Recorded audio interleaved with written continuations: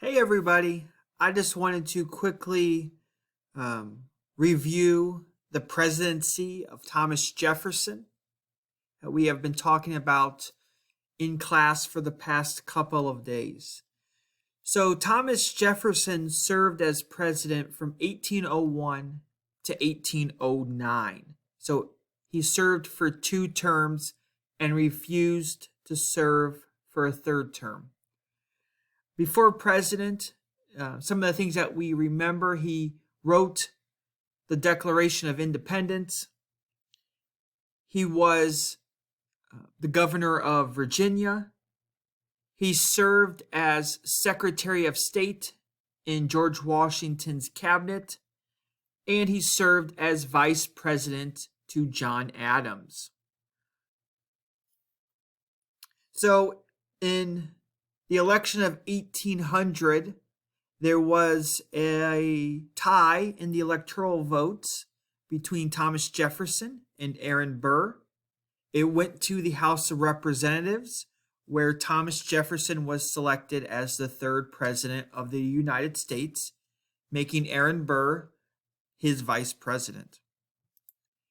So if you remember, Thomas Jefferson is a Democratic Republican. And so his views on government is the least amount of government, the better. And so he is quoted as saying, "The government that governs least governs best."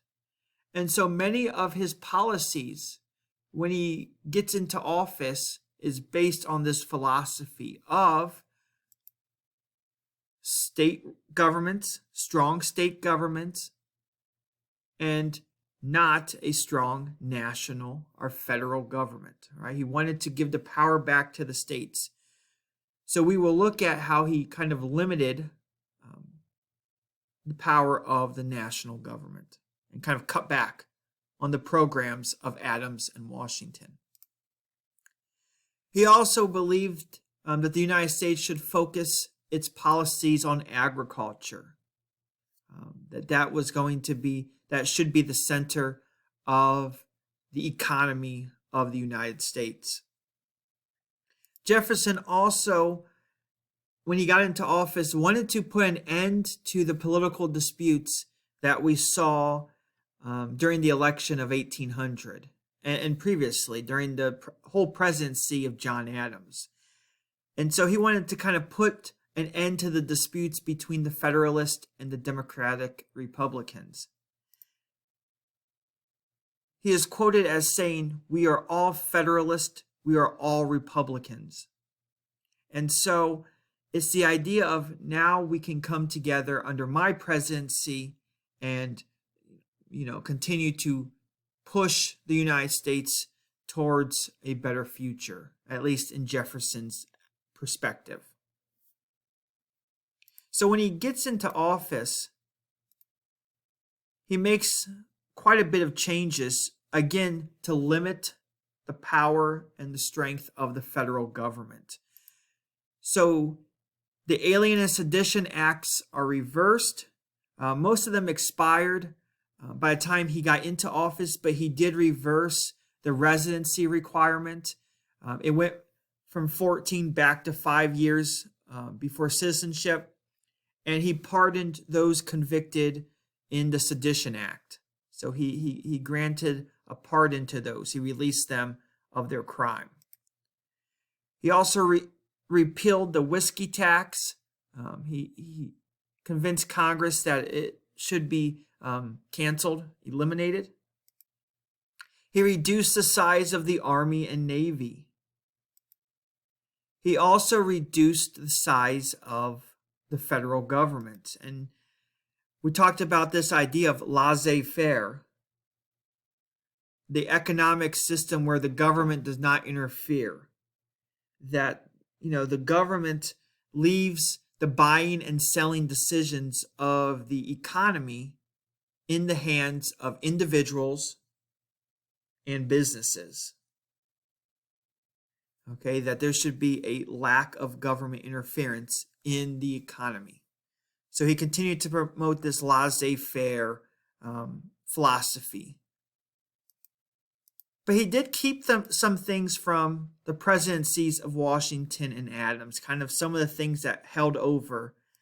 And when it came to dealing with the debt, he kept Hamilton's plan to pay off the debt, which meant not only the federal debt, but state debts as well. And during his presidency, he did reduce the debt from 87 million to 50 million.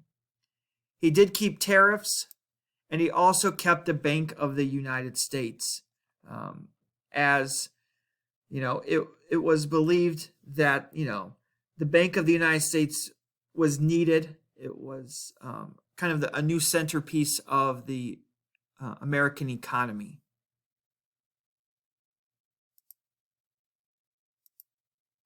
And we talked about in the previous lessons about why a national bank is vital to the day-to-day operations of the government when it comes to collecting taxes, giving out loans, etc.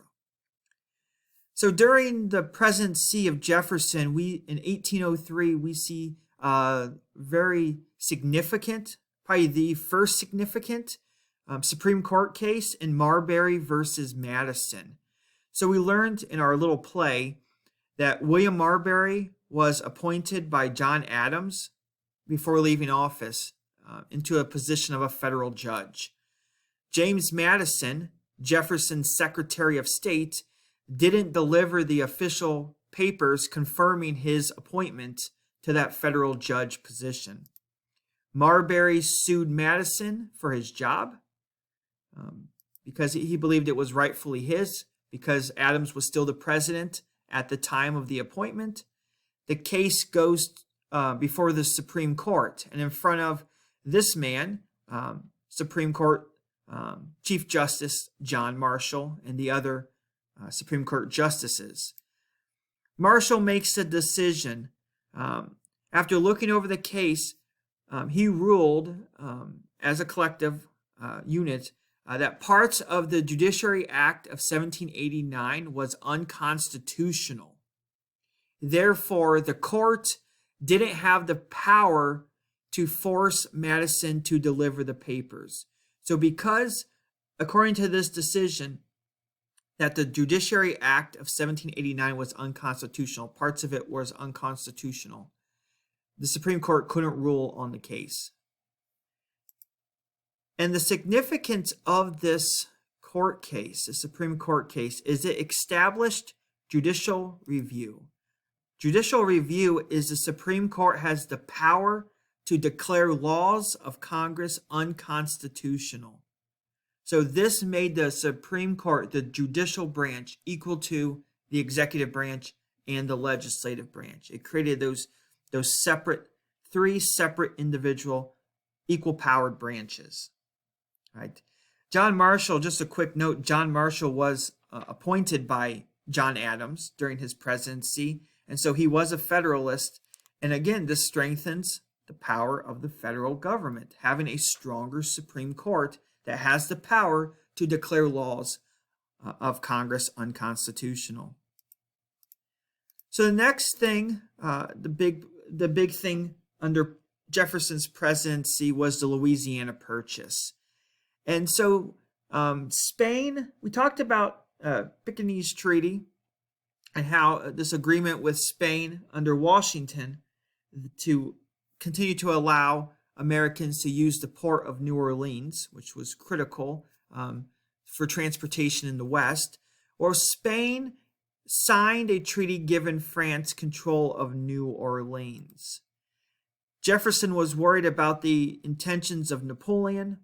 He was fearful that Napoleon was going to, after trying to conquer Europe and experiencing that he would next turn to North America. So James Monroe and Robert Livingston was sent to purchase New Orleans and West Florida from France. France instead offered all of the Louisiana Territory, and so the map shows us the Louisiana Territory.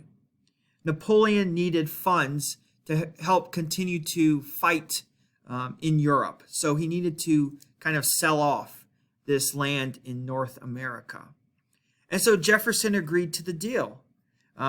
He looked, and there's no place in the Constitution that says the president can have this power.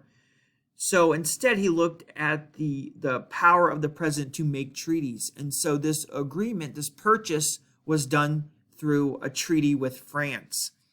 And the Louisiana Purchase, the U.S. paid $15 million to France for 828,000 square miles of land west of the Mississippi River.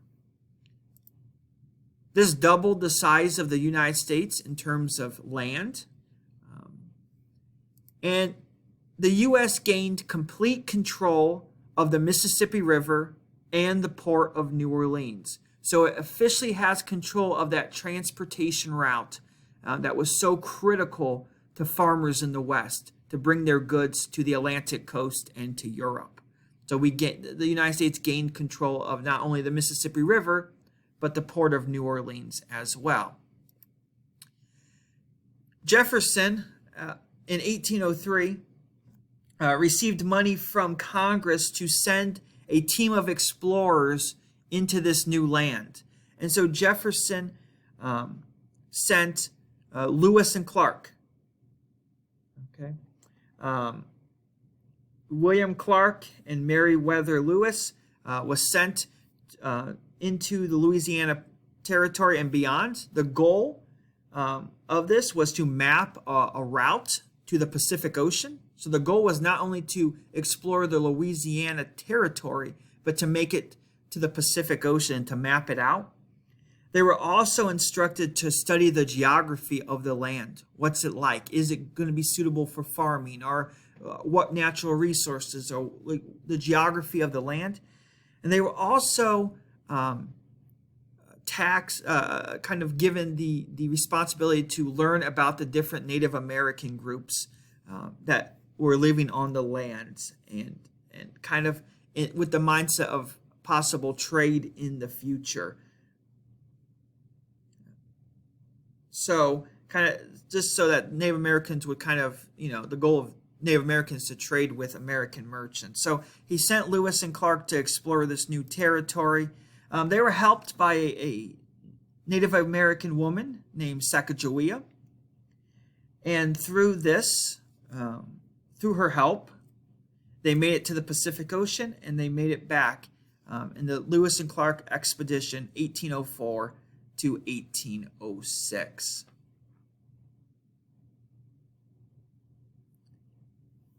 So here is some of the domestic policy of the presidency of Thomas Jefferson. In the next video, I am going to discuss Jefferson's foreign policy and maybe his biggest mistake during his presidency we are going to discuss in the next video. So domestic policy video is done. Now you can move on to the foreign policy of Thomas Jefferson.